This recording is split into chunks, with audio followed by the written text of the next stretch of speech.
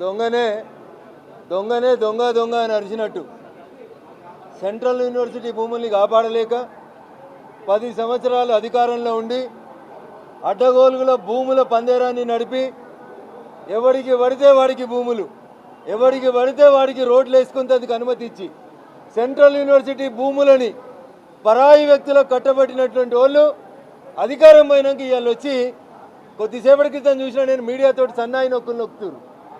ఏం చెప్తున్నారు వాళ్ళు? సెంట్రల్ యూనివర్సిటీ భూముల్ని కాపాడు అని అడుగుతున్నారు. నేను అడుగుతున్నా, మీరు అధికారంలో ఉన్న 10 సంవత్సరాలు, చంద్రశేఖరరావు ముఖ్యమంత్రిగా ఉన్న 10 ఏళ్ళు ఏడ గుడ్డి గాడిదల పనులు దొంగతందుకు పోయినరు. బావా బామ్మర్దులు ఇద్దరని చెప్పాలి. అయ్య తప్పితే కొడుకు, కొడుకు తప్పితే బామ్మర్ది, వీళ్ళే కదా ప్రభుత్వాన్ని ఏలింది. ఏం చేసిరు 10 ఏళ్ళు? ఎన్నో రాసిండు కలెక్టర్ ఉత్తరం. ఏం చూపించారు టీఆర్ఎస్ ఆఫీసులో? 2012లో అప్పటి కలెక్టర్ ఒక ఉత్తరం సీసీఎల్ఏకి రాసిండని చూపించారు.